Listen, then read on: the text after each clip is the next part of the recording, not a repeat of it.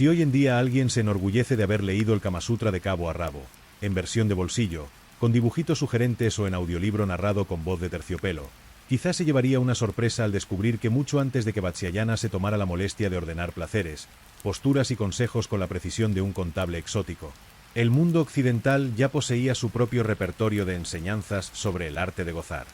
No se llamaba Kama Sutra, por supuesto, ni nadie tuvo la cortesía de encuadernarlo en pergamino perfumado con grabados explícitos, pero los griegos y los romanos cultivaron un catálogo de prácticas, anécdotas y recetas que podrían figurar con toda legitimidad en la primera gran enciclopedia occidental del deseo. Si alguien se hubiera atrevido a darle forma escrita, ahora mismo lo estudiaríamos con la misma devoción que un tratado de filosofía y con bastante más entusiasmo. Para entender de dónde surge este fascinante legado, conviene empezar por Grecia, que nos legó tanto la democracia como la gimnasia desnuda, la poesía lírica y un repertorio de consejos amorosos que hoy llenarían media docena de programas de radio nocturnos con títulos ambiguos. Los griegos del siglo V antes de nuestra era vivían en una contradicción permanente. Por un lado, veneraban la virtud y la templanza. Por otro, se declaraban enamorados de la belleza del cuerpo y de los placeres que podía proporcionar. Nadie veía especial problema en esta combinación, salvo los filósofos más estrictos, que se pasaban la vida discutiendo si el deseo era un obstáculo o un trampolín hacia la sabiduría. Si Platón hubiera contado con un canal de YouTube, habría subido vídeos titulados El amor platónico explicado en 5 minutos y probablemente se habría pasado horas justificando por qué ese amor era tan sublime que no necesitaba consumación física. Mientras Platón elaboraba sus teorías sobre la ascensión del alma y la contemplación de la belleza con mayúsculas, el resto de los ciudadanos vivía en un plano mucho más terrenal. Las reuniones conocidas como simposium eran auténticas escuelas del placer. Allí, entre copas de vino mezclado con agua, músicos, bailarinas y un público masculino de todas las edades, se compartían confidencias, anécdotas y estrategias de seducción que rozaban la minuciosidad de un tratado militar. La práctica de la pederastia, entendida como una relación pedagógica y erótica entre un adulto y un adolescente, formaba parte de estas costumbres aceptadas socialmente. Resulta imposible no mirarla hoy con un juicio severo, pero en su época se consideraba un camino legítimo para educar al joven en la virtud y en los misterios de la existencia. No obstante, algunos autores criticaron la corrupción y el riesgo de convertir al discípulo en un simple objeto de placer disfrazado de ideal educativo. La vida conyugal tampoco estaba exenta de obligaciones y consejos. Aunque la esposa griega era, en teoría, responsable de perpetuar la estirpe y de velar por la armonía doméstica, también se esperaba de ella cierta complicidad erótica. Algunos textos fragmentarios hacen referencia a la necesidad de cultivar el deseo mutuo, de procurar un ambiente propicio y de mantener una frecuencia sexual razonable, por si acaso un vecino con demasiadas atenciones terminaba arruinando la reputación familiar. Las mujeres, aunque subordinadas al marido en la ley, no carecían de espacios propios donde se transmitían conocimientos prácticos sobre la maternidad, la higiene y la intimidad. A falta de manuales encuadernados, estos saberes circulaban de boca en boca, como un Kama Sutra clandestino que solo las iniciadas podían descifrar. Al cruzar el mar hacia Roma, el panorama cambia de matices pero no pierde intensidad. Los romanos heredaron parte de la cultura griega y la dotaron de un pragmatismo a prueba de escrúpulos. Para ellos, el sexo era un componente natural de la vida, un campo de ejercicio del poder y también un espectáculo que servía para reforzar la jerarquía social. La severidad moral que algunos predicaban en público contrastaba con una tolerancia bastante amplia hacia la variedad de prácticas privadas. Catón el Viejo, adalid de la disciplina, sostenía que el sexo debía servir únicamente para engendrar hijos y perpetuar la estirpe, no para deleitarse en vicios superfluos. Su visión del erotismo era la de un recetario breve: casarse pronto, mantener la compostura y no derrochar en perfumes ni en cortesanas. Pero basta asomarse a las ruinas de Pompeya para comprobar que la realidad era más variada y contradictoria. Las paredes de las termas y los lupanaria estaban decoradas con frescos que representaban escenas íntimas de una naturalidad casi ingenua. Para un romano, estos murales no eran necesariamente ofensivos, sino recordatorios de un orden natural donde el placer y la fertilidad caminaban juntos.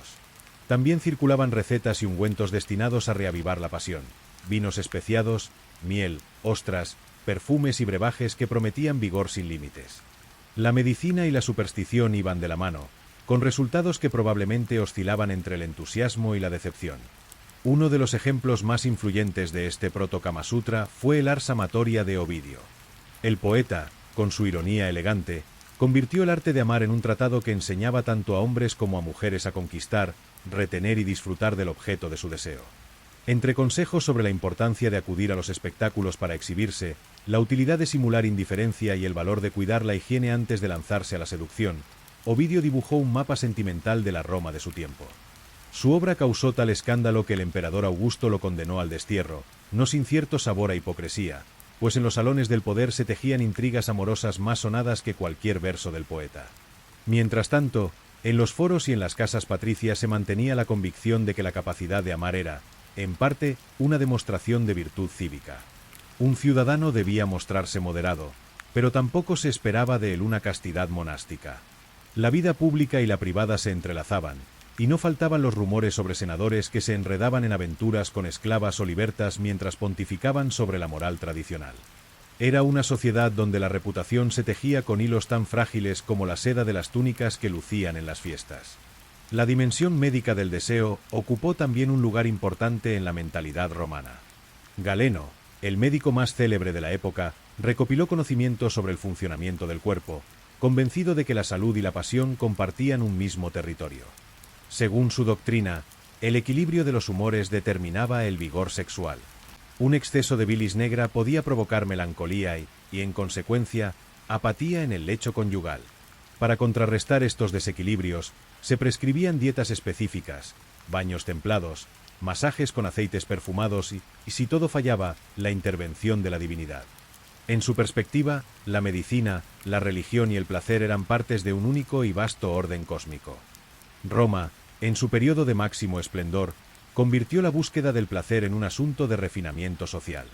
Las termas, las cenas de varios platos, los juegos de seducción y las danzas voluptuosas no eran simples entretenimientos. Eran un recordatorio de la superioridad de una cultura que se creía llamada a civilizar el mundo. Sin embargo, la expansión imperial trajo consigo nuevas influencias que matizaron las costumbres tradicionales. Egipto aportó cultos donde la fertilidad se celebraba con rituales que muchos romanos consideraban excesivos. Siria introdujo divinidades cuyos atributos sexuales resultaban desconcertantes para el ciudadano medio. Hispania, la Galia y Britania fueron incorporando estas prácticas a su modo, creando un mosaico fascinante de creencias y costumbres que enriquecieron aún más ese imaginario erótico transmitido de generación en generación. En ese contexto de mezclas y préstamos culturales se forjó una mentalidad que entendía el sexo como un derecho y una responsabilidad, algo que debía abordarse con cierta solemnidad, aunque después se diluyera en la práctica más mundana.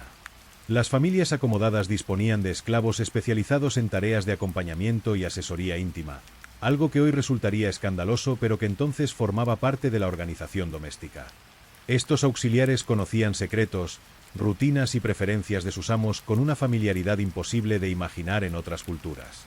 La intimidad no era un territorio inviolable, sino una faceta más de la vida comunitaria donde todos, en mayor o menor medida, participaban o al menos estaban al tanto. Este modelo social generó un auténtico repertorio de normas, expectativas y supersticiones. Por ejemplo, existía la creencia de que la posición de los astros podía determinar la potencia o el desenlace de una relación. Algunas matronas consultaban a augures y adivinos para elegir el momento propicio de concebir, mientras otras preferían depositar su confianza en los amuletos.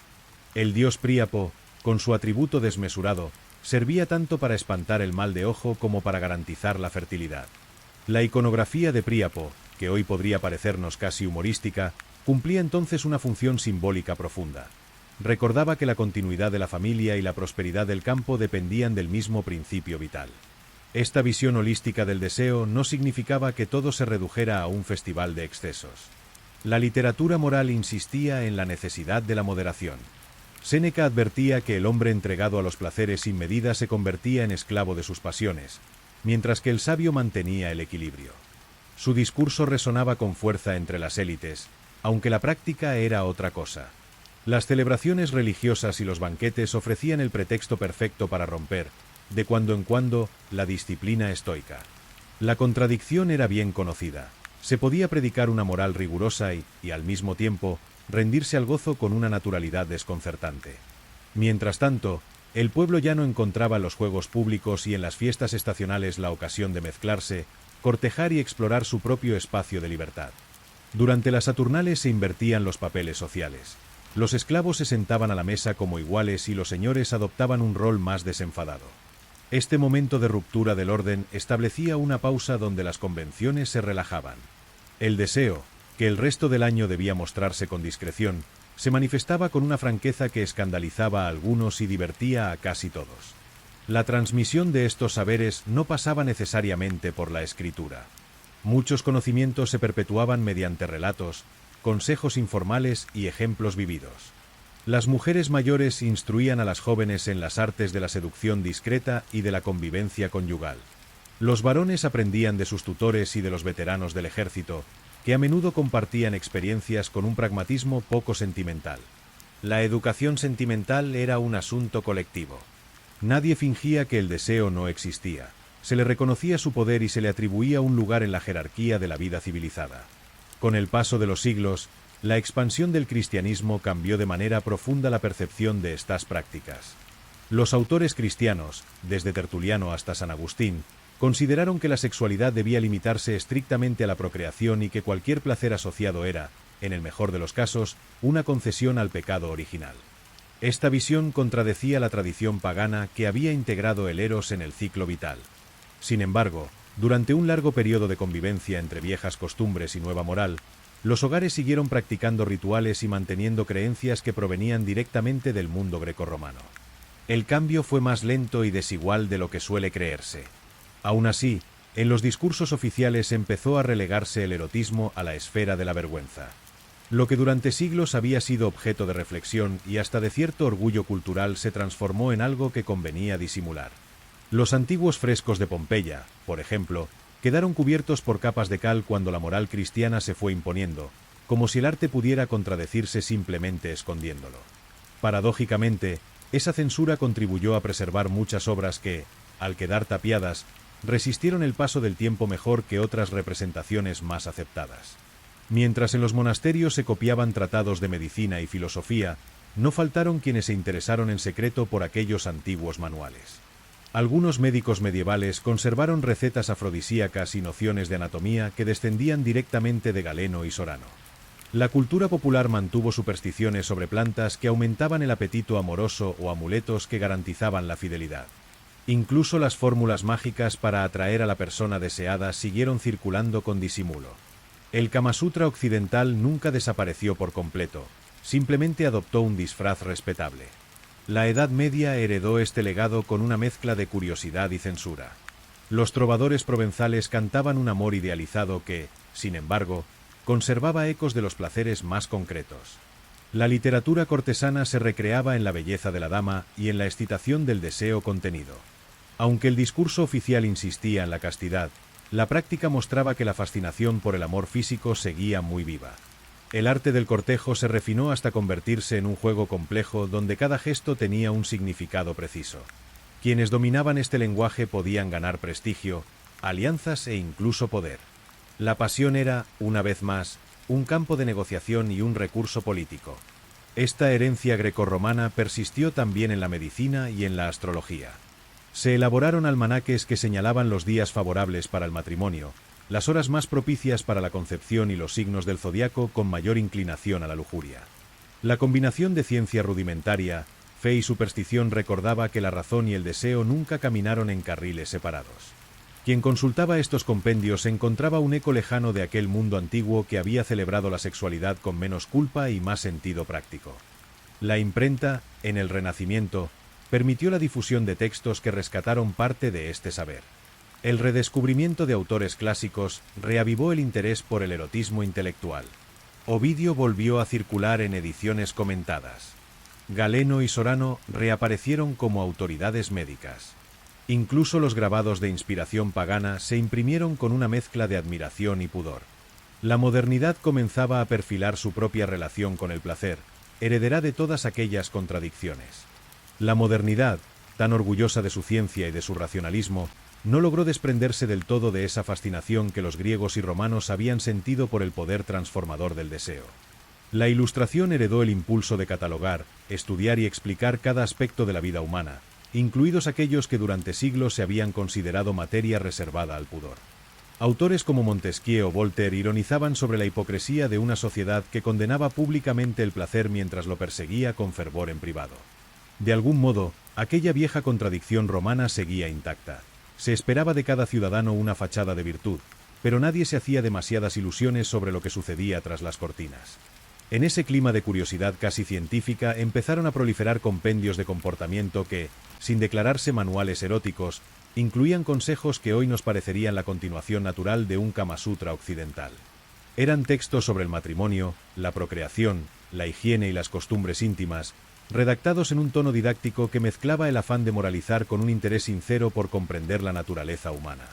Algunos médicos ilustrados se esforzaron en recopilar recetas tradicionales, supersticiones y observaciones clínicas que, a falta de estudios rigurosos, se consideraban verdades probadas. Se describían remedios para la esterilidad, posiciones que favorecían el encaje adecuado de los miembros y precauciones destinadas a evitar la fatiga excesiva. Aunque estos tratados pretendían presentarse como ciencia, en realidad prolongaban una larga tradición que veneraba el conocimiento práctico sobre el deseo. A medida que las costumbres cambiaban y la moral pública se ajustaba a nuevas sensibilidades, estos saberes pasaron de la esfera privada a un mercado editorial que creció con rapidez. La imprenta popularizó ediciones de Ovidio y recopilaciones de sentencias morales que alternaban la condena con una complicidad apenas disimulada. Incluso surgieron editores sin demasiados escrúpulos que publicaron versiones comentadas de los frescos de Pompeya, aderezadas con interpretaciones fantasiosas y un tono picante que garantizaba la curiosidad del lector. Mientras la Iglesia Católica se esforzaba en imponer censuras y controles, la demanda de estos materiales no dejaba de aumentar. La paradoja resultaba evidente. Cuanto más se prohibía la lectura de estos textos, más apetecidos se volvían. La arqueología del siglo XVIII, con sus descubrimientos en Herculano y Pompeya, trajo a la luz un repertorio visual que alimentó tanto la indignación moral como la fascinación erudita. Los viajeros británicos y franceses que recorrían Italia regresaban con relatos asombrados de las escenas pintadas en los muros de los Lupanaria y las termas. Algunos las describían con tono de escándalo, convencidos de que representaban la decadencia moral de un imperio, mientras otros las celebraban como una expresión auténtica de libertad. Fuera cual fuera la interpretación, aquel redescubrimiento despertó un interés que pronto se materializó en colecciones privadas de antigüedades eróticas y en publicaciones destinadas a un público cada vez más amplio.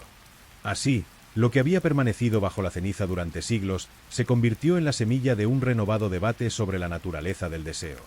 La pregunta seguía siendo la misma que se habían hecho los antiguos. ¿El placer es una amenaza para la virtud o un componente legítimo de la felicidad? Los moralistas, los médicos y los filósofos se alinearon en distintas posiciones sin lograr nunca una respuesta definitiva. Quizá porque la verdad era tan incómoda como evidente. Nadie podía prescindir del eros, por mucho que intentara domesticarlo con leyes, doctrinas y manuales. Mientras tanto, la Revolución Francesa y el surgimiento de nuevas formas de ciudadanía transformaron la manera de entender la intimidad. La libertad individual comenzó a percibirse como un derecho que incluía también el goce del cuerpo. Si en Roma el placer había sido un signo de estatus, en la modernidad empezó a concebirse como una dimensión irrenunciable de la experiencia humana. La burguesía ilustrada, con su mezcla de rigor moral y ambición de conocimiento, no tardó en recuperar a Ovidio y a los médicos clásicos como referencias de autoridad. Su lectura se justificaba como parte de una cultura general que todo caballero instruido debía poseer. De este modo, el primer manual de Kama Sutra occidental no se perdió, sino que cambió de forma y de justificación. Cada época halló la manera de integrarlo en su propio discurso. Los griegos lo envolvieron en filosofía, los romanos en pragmatismo cívico, la Edad Media en superstición discreta, el Renacimiento en redescubrimiento artístico y la Ilustración en curiosidad científica. Lo que se mantuvo constante fue la certeza de que el deseo, lejos de ser un mero capricho, era un lenguaje compartido que definía la condición humana. Incluso en el siglo XIX, cuando el puritanismo victoriano pareció imponer un silencio absoluto sobre estas cuestiones, la realidad era mucho más ambigua. Bajo la apariencia de decoro extremo prosperaron publicaciones clandestinas que retomaban las enseñanzas de los clásicos con un aire de transgresión calculada. La arqueología continuó alimentando esa fascinación. Las colecciones del Museo Borbónico de Nápoles, donde se reunían objetos eróticos excavados en Pompeya, se convirtieron en destino obligado de los viajeros cultos, aunque para acceder a las salas más explícitas se requería una autorización especial. La doble moral alcanzaba su máxima expresión. Se condenaba en público lo que en privado se contemplaba con curiosidad insaciable. La llegada del siglo XX, con sus revoluciones culturales y su progresiva apertura de costumbres, trajo consigo un nuevo interés por reinterpretar aquel legado. Las primeras ediciones modernas del Ars Amatoria circularon acompañadas de notas que insistían en su valor histórico más que en su contenido provocador, como si se necesitara un pretexto intelectual para justificar la lectura. Al mismo tiempo, los ensayos de divulgación histórica empezaron a presentar la sexualidad antigua no como un símbolo de decadencia, sino como una expresión de libertad y creatividad. La psicología, el psicoanálisis y las ciencias sociales incorporaron esta mirada, subrayando la importancia de entender el erotismo como parte esencial de la identidad humana. Y así, después de 25 siglos de transformaciones, censuras, redescubrimientos y reinterpretaciones, el primer gran manual occidental de las artes amatorias sigue siendo un espejo incómodo y fascinante. Tal vez nunca existió un único libro que reuniera todas aquellas prácticas y reflexiones. Tal vez fue siempre un conjunto disperso de saberes transmitidos de voz en voz, de generación en generación. Pero si hoy podemos hablar de un Kama Sutra occidental, es porque aquel mundo grecorromano concibió el deseo no como un accidente vergonzoso, sino como una fuerza que debía conocerse, discutirse y, en la medida de lo posible, celebrarse. Si uno observa con atención los fragmentos de este legado, resulta evidente que los antiguos no solo se interesaban por el placer como fin en sí mismo, sino por el modo en que éste podía modelar las relaciones de poder, la reputación y la percepción de la propia identidad. El deseo era un escenario donde se representaban ambiciones, alianzas, rivalidades y, a veces, auténticas tragedias. En Roma, por ejemplo, las relaciones íntimas con esclavos no se consideraban moralmente reprobables mientras se asumiera la jerarquía social, pero podían volverse motivo de escándalo si un ciudadano prominente demostraba una pasión excesiva que se interpretara como debilidad de carácter. La idea de que el placer podía comprometer la dignidad era tan arraigada que algunos juristas se tomaron la molestia de escribir tratados sobre los límites de la tolerancia pública. La literatura de la época refleja con extraordinaria claridad esa tensión entre la fascinación por el gozo y el miedo a perder el control. Juvenal, en sus sátiras, pintaba un retrato feroz de las matronas adineradas que, a su juicio, se entregaban a todo tipo de licencias mientras sus esposos miraban hacia otro lado para conservar las apariencias. Marcial, maestro del epigrama, prefería un enfoque más burlón y directo. En sus versos, los cuerpos se describían sin tapujos y el deseo aparecía como un impulso natural, digno de ser nombrado con la misma franqueza que cualquier otro asunto cotidiano. Esos autores, tan distintos entre sí, coincidían en algo fundamental. La sexualidad era una presencia inevitable que ninguna retórica moral conseguiría borrar. La iconografía de la época confirma esa evidencia.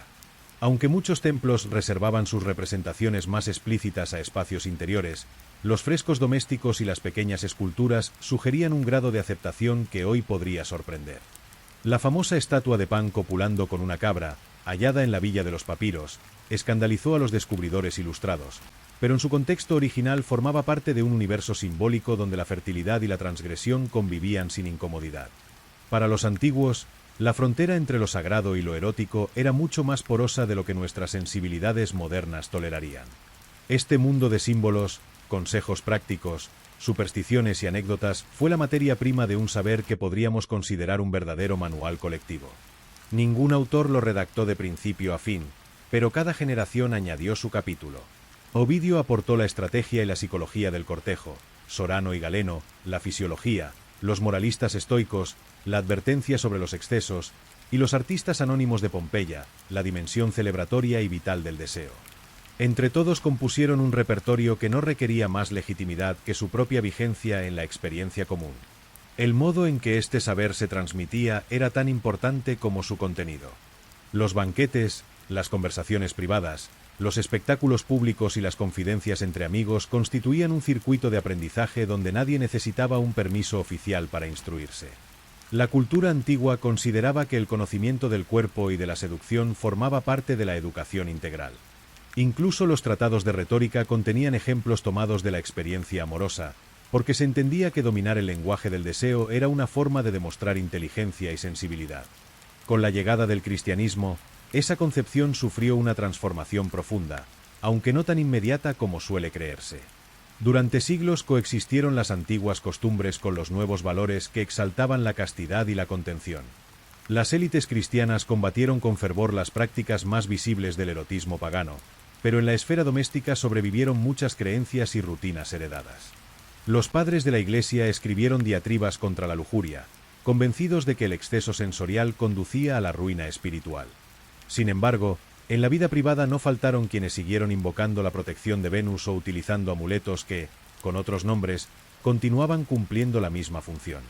A lo largo de la Edad Media, este cúmulo de saberes fue revestido de un silencio oficial. El erotismo pasó a considerarse un peligro moral que debía mantenerse bajo control.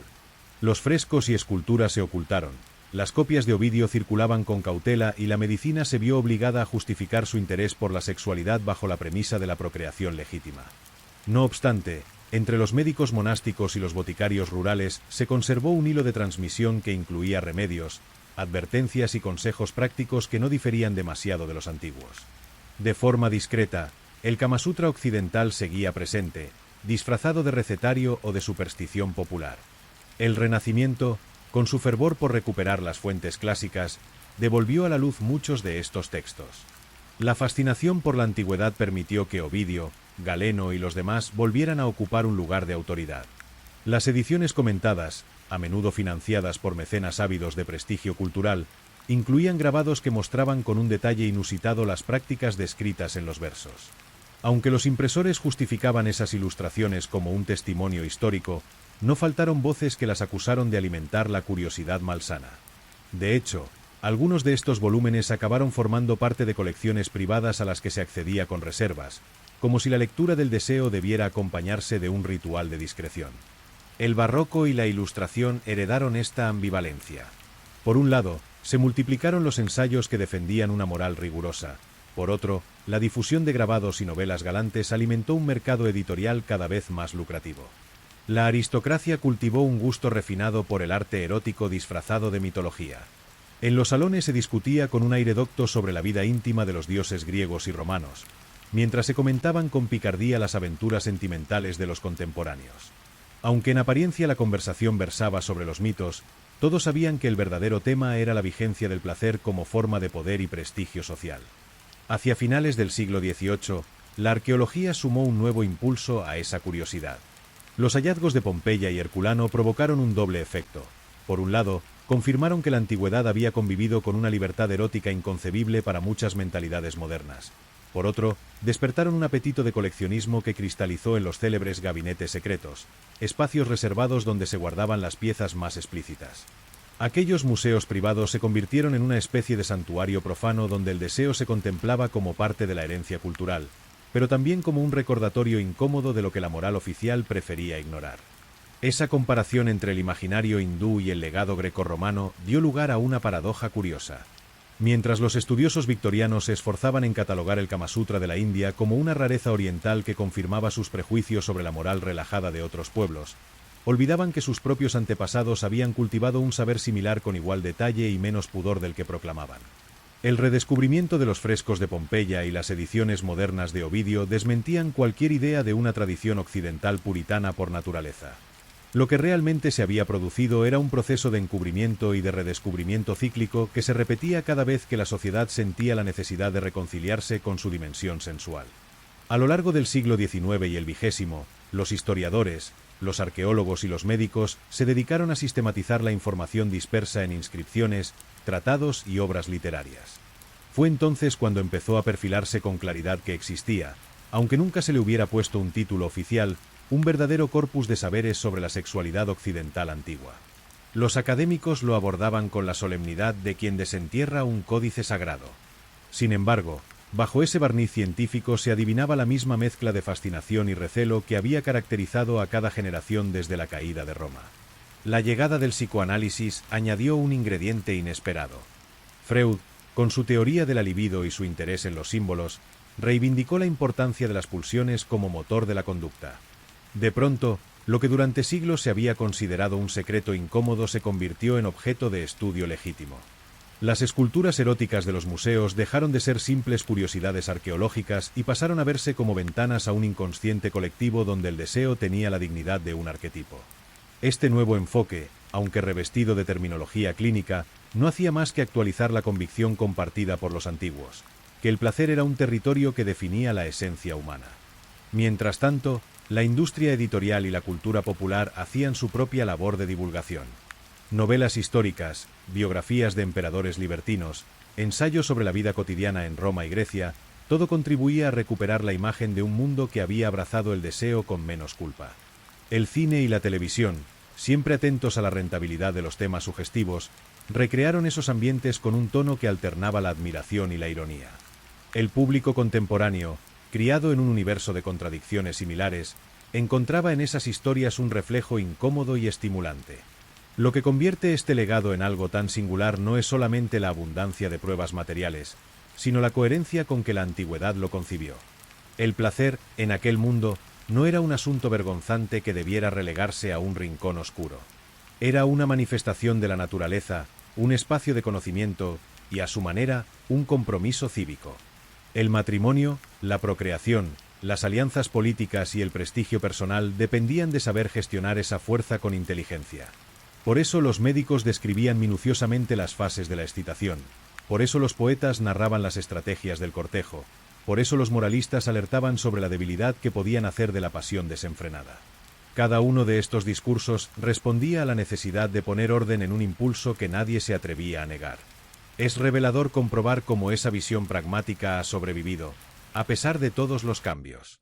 Si hoy en día alguien hojea un manual moderno sobre sexualidad saludable o un artículo divulgativo sobre la importancia del deseo en la pareja, encontrará, bajo el lenguaje científico, el eco de las mismas preguntas que se hacían los griegos y los romanos. ¿Es el placer un peligro? ¿Es un deber conyugal? ¿Es una experiencia que ennoblece o que degrada? La diferencia es que ahora lo envolvemos en un vocabulario psicológico, mientras ellos lo expresaban con metáforas agrícolas, militares o mitológicas. Pero la preocupación de fondo no ha cambiado tanto como nos gusta pensar. Incluso quienes proclamaban la supremacía de la castidad reconocían que un exceso de represión podía producir males físicos y espirituales. El equilibrio era la consigna, ni entregarse al desenfreno sin medida ni ahogar el deseo hasta convertirlo en resentimiento. Esa búsqueda del punto medio constituye el núcleo del que podría llamarse el primer manual de Kama Sutra occidental. No era una invitación al libertinaje, sino una propuesta de autoconocimiento y moderación. Tal vez por eso resulta tan difícil clasificarlo con los parámetros contemporáneos. No es exactamente un tratado moral, ni un compendio médico, ni un recetario de trucos. Es un híbrido que refleja con honestidad la ambigüedad humana. Por eso, cuando uno hojea las recopilaciones modernas de inscripciones latinas, se topa con dedicatorias que mezclan ternura y humor. Algunas lápidas conmemoran un amor matrimonial que sobrevivió a los años con palabras conmovedoras, mientras otras incluyen chistes obscenos que harían sonrojar a un notario. Estas voces antiguas nos recuerdan que la pasión no se manifestaba siempre como tragedia o como literatura sublime. A veces era, sencillamente, un motivo de risa compartida y un alivio frente a las penurias de la existencia. La cotidianeidad del deseo resulta ser una de las facetas más desmitificadoras y humanas de la historia. Quizás sea precisamente esa curiosidad la que convierte a este legado en algo tan fascinante y tan incómodo. Porque mientras el Kama Sutra oriental se consolidaba como un símbolo exótico que podía citarse con un fingido respeto académico o con un gesto cómplice de picardía, el repertorio grecorromano permanecía mucho más cerca de casa, como un espejo en el que no siempre apetecía mirarse. Y sin embargo, a pesar de todos los siglos transcurridos, resulta sorprendente comprobar cuántos de aquellos gestos, metáforas y rituales sobreviven disfrazados en nuestras costumbres actuales. Cuando un terapeuta de pareja sugiere que la clave está en comunicarse con franqueza o en recuperar la complicidad erótica, está diciendo, con palabras nuevas, lo que Ovidio ya resumió en Hexámetros. Cuando un libro de autoayuda aconseja equilibrar el deseo y la responsabilidad, resuena la vieja advertencia de Séneca, que en sus cartas recordaba que ningún exceso es inocuo y ninguna represión queda sin consecuencias. Lo que llamamos modernidad no es más que una relectura interminable de preguntas antiguas, envueltas en un lenguaje más sofisticado. ¿Cuánta libertad cabe en una relación sin que el compromiso se erosione? ¿Cuánta disciplina necesita la pasión para no volverse rutina? ¿Qué papel juega el cuerpo cuando la mente pretende dirigirlo todo? Son las mismas cuestiones que sonaban en los pórticos de Atenas, en las villas romanas, en los conventos medievales y en los salones ilustrados. Preguntas que hoy se formulan en podcast, en ensayos de divulgación y, por supuesto, en comentarios anónimos de internet que no distan tanto de los grafitis pompeyanos donde alguien dejaba constancia de su última aventura con una mezcla de orgullo y humor. La naturaleza humana es tenaz en sus contradicciones. Tal vez por eso este Kama Sutra occidental nunca llegó a cristalizar en un único libro. Porque era demasiado vasto, demasiado variable y demasiado humano para caber en un solo volumen. Su verdadero formato fue el rumor, la confidencia susurrada, la prescripción del médico que, entre remedios para el hígado y consejos sobre la dieta, se permitía un comentario cómplice sobre la mejor manera de encender la chispa dormida. Fue el intercambio entre mujeres que compartían la experiencia de la maternidad y del deseo, y que encontraban en la conversación un modo de no perderse del todo a sí mismas. Fue la sátira que denunciaba la hipocresía, el poema que exaltaba la belleza efímera de los cuerpos jóvenes, la lápida que recordaba un amor más fuerte que la muerte. No deja de ser irónico que, con tanta tecnología y tanta información, sigamos necesitando los mismos recordatorios. Ninguna aplicación de citas, ningún consultorio sentimental ni ningún bestseller de autoayuda ha conseguido resolver el enigma que Roma y Grecia también se plantearon. Cómo conciliar la necesidad de placer con la aspiración a la estabilidad, cómo no avergonzarse de lo que nos hace vulnerables, cómo nombrar el deseo sin perder el respeto por su misterio. Quizá porque no hay respuesta definitiva. Quizá porque la búsqueda misma es lo que nos mantiene curiosos, vivos y, en cierto modo, reconciliados con nuestras imperfecciones. Hoy podemos mirar aquellas estatuas y esos versos con distancia académica, pero sería ingenuo fingir que ya hemos superado la tensión que contenían. Seguimos celebrando el erotismo con un pie en la admiración estética y otro en el sobresalto moral. Seguimos inventando códigos, etiquetas y teorías para convencernos de que lo comprendemos del todo, mientras el deseo se escapa por las rendijas de cualquier sistema. Y al final, quizá esa sea su fuerza más persistente: recordarnos que ningún orden social, ninguna fe ni ninguna moda cultural ha logrado abolirlo ni domesticarlo por completo. Así que si has llegado hasta aquí, que no es poca cosa, ya sabes que el primer Kama Sutra occidental no fue un tratado prohibido ni un mito inventado, sino un gigantesco rompecabezas de saberes compartidos. Un mosaico hecho de versos, de frescos, de recetas, de supersticiones y de confidencias, que sobrevive porque siempre habrá quien quiera asomarse a la memoria de su propio deseo con un poco de respeto y bastante curiosidad. Y si este viaje te ha resultado tan revelador como entretenido, te invito a suscribirte al canal y a contar en los comentarios qué parte de este legado grecorromano te ha sorprendido más. Porque aquí, igual que hace 2000 años, la conversación no termina nunca, solo cambia de escenario.